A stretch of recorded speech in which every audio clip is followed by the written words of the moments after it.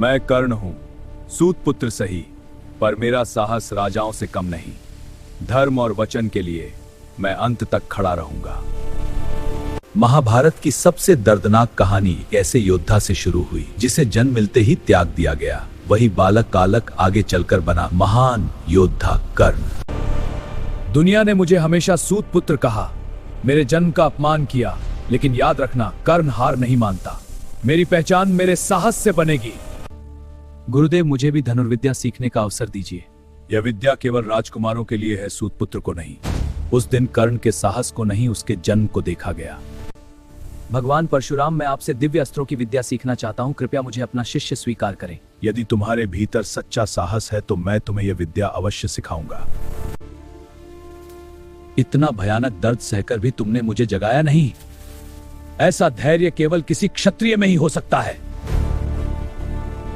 याद रखना, जब तुम्हें इसकी सबसे ज्यादा जरूरत होगी भूल जाओगी, तुम अपनी ही विद्या भूल जाओगे। गुरु परशुराम, मैंने आपसे छल नहीं किया था, लेकिन शायद मेरे भाग्य में संघर्ष ही लिखा था। ना रहा मैं सूत पुत्र, ना ही क्षत्रिय कहलाया। एक गुरु ने ठुकराया, दूजे ने श्राप सुनाया। जन्म से ही अभिशप्त हूं, भाग्य का खिलौना बन गया। हर जीत में मिली हार, ये जीवन एक त्रासदी है। गुरु के श्राप के बाद कर्ण का हृदय टूट चुका था, लेकिन उसके साहस को कोई श्राप नहीं रोक सकता था। कर्ण ने प्रण लिया कि वह अपने पराक्रम से दुनिया को उत्तर देगा। जब कर्ण ने पहली बार अपना कौशल दिखाया तो लोगों ने उसके पराक्रम को नहीं, उसके जन्म को देखा और उसे कहा गया सूत पुत्र। आज से कर्ण केवल सूत पुत्र नहीं, अंग देश का राजा है। उस दिन दुर्योधन ने कर्ण को सम्मान ही नहीं, एक नई पहचान दी।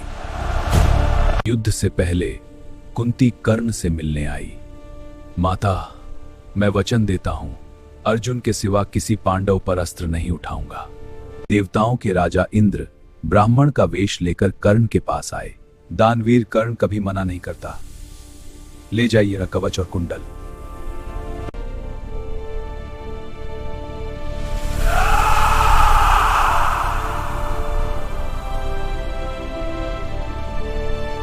दानवीर कर्ण से कवच कुंडल पाकर ब्राह्मण रूप में खड़े इंद्र भी मौन रह गए।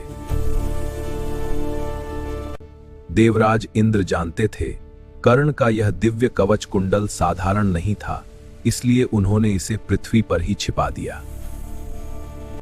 कहते हैं देवराज इंद्र ने कर्ण के दिव्य कवच कुंडल पृथ्वी पर ही कहीं छिपा दिए थे और शायद वो आज भी यहीं कहीं मौजूद हैं। यदि आपको कर्ण की यह कहानी पसंद आ रही है तो इस वीडियो को लाइक जरूर करें और कर्ण की ऐसी अद्भुत कहानियों के लिए हमारे चैनल को सब्सक्राइब जरूर करें।